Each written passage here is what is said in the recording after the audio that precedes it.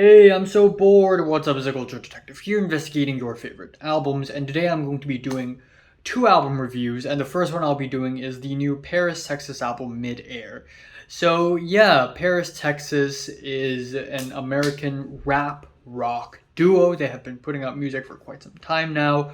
Their duo name, Paris, Texas, is, if you don't know, for all y'all uncultured plebs, is based off of a film of the same name, and given that I'm a cinephile, that automatically means I have to check this album out. But the real reason why I wanted to review this album is because someone by the name of Jonathan, who is one of my classmates in my college, in my film class, played their music to me in his car when he was driving me back home like a couple weeks ago.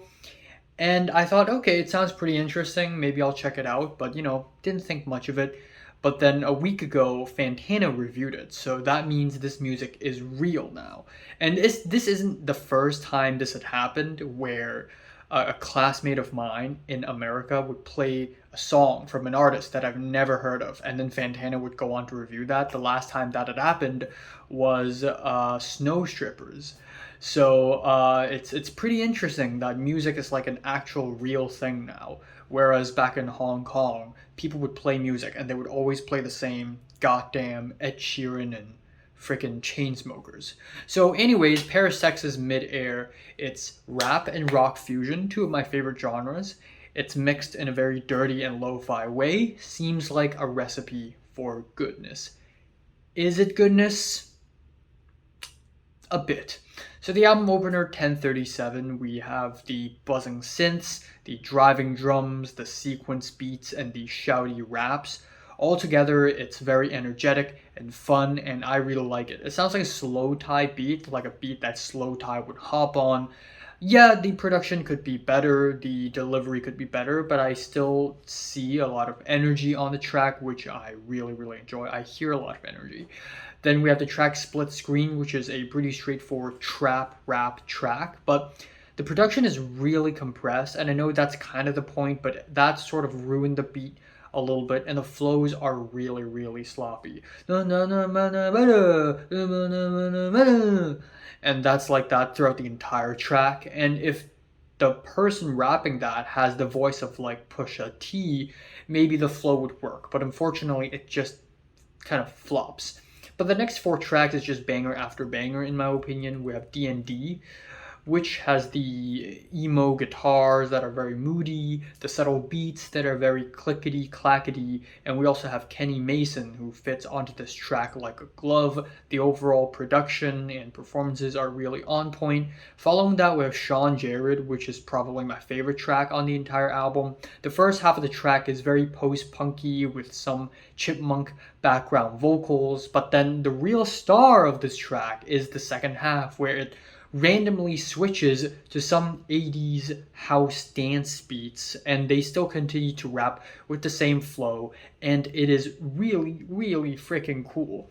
Then following that, we have Closed Caption with the moody guitars and introspective lyrics. For some reason, the vocals really remind me of Merlin from Brockhampton. It's really animated, it's really passionate, and the epic horns near the end is really over the top, and I really like it. Then we have the track Bullet Man, which also, again, kind of has a post-punky beats, but this time the flow is a lot tighter, and we get lyrics that allude to all kinds of guns and weapons addressing the situation in America. Ugh. Then we have a New Whip, which is kind of like, it has production that feels very Yeezus-ish, but poppier and bouncier. But the thing is, the flow does not match the beat at all. It does not fit with the beat at all, and it's kind of a mess. To follow that up, we have Panic, which I think is one of the better tracks on the album. It has the grimy synths, the banging drums. It's once again incredibly energetic and quite possibly the most aggressive track on the entire album, which I really, really like. It reminds me a lot of Show Me the Body with the fusion between punk and rap, and it sounds fiery. It sounds flames. Following that, we have Everybody Safe Until ...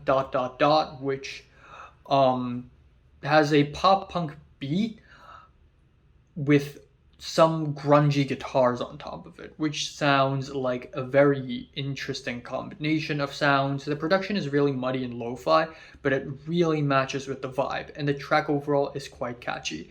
But the first half of this album works pretty well, but the second half is where the album starts to trail off. We have Liftoff with the stuttery guitars and the lazy singing and rapping, which does not help with the flow of the track at all. The track Earth 2 has some really repetitive hooks and very babbly delivery, and it seems that Paris, Texas has written themselves into a bit of a corner here because they're really using the same formula again and again and again. Then we have the track Airborne, which goes for kind of a hip house beat, which is pretty interesting, but the drums they get stale really fast. And the worst track on the album is Full English, where the duo essentially makes a bunch of jokes about the British bottle of water, and it's honestly not very funny. And all the lyrics on the track, it's just something with my London bitch, something with my London bitch, and they would fill that something with, get pounds with my London bitch, eat beans with my London bitch, Big Ben with my London bitch, King Cruel with my London bitch, haha, British, and it's not funny. If they make fun of the Brits for like a couple lines, then I would say, okay, it's a funny little a little quick shout out. But a whole track is just creatively bankrupt, honestly. And the Tizo touchdown feature is just okay. Following that with Lana Del Rey with some really goofy, shouty delivery. It sounds like they're being performed by a bunch of theater kids. The layered guitars are awesome, but they really build up to nowhere. The track Ain't No High is an emo, moody guitar song, but it's basically a ripoff of Pixies' Where's My Mind again. Then finally, the album ends off with dot dot dot We Fall, which has the cartoony opening lines, but the track later builds into some grungy guitars, and then after that some auto-tune vocals over some tight beats. It turns into many different genres, and the track ends off with some sweet singing vocals, which is really really cool. But yeah, overall, the album starts off really strong and it sort of trails off, and the last few tracks were just kind of underwhelming. Yeah, but even so, I would say that the duo has a lot of potential, and I look forward to whatever project they come out next. I'm giving the new Paris, Texas album Midair a decent 6 out of 10.